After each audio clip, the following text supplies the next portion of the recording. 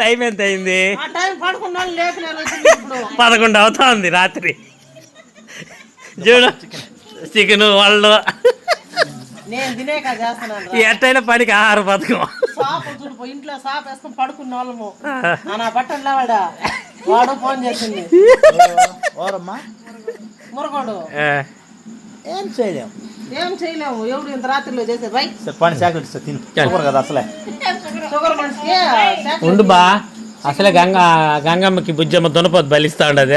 అందరు మేకలే కోళ్ళు ఇస్తే ఏదో ఇప్పుడే కదా ఇంటి ముందర దునపోతు వచ్చింది. తామర పూలు పెట్టి దునపోతుకి తామర పూలు పెట్టి మరీ పూజ చేసినావు.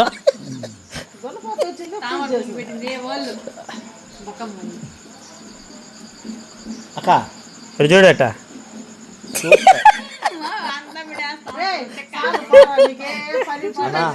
గుమ్మ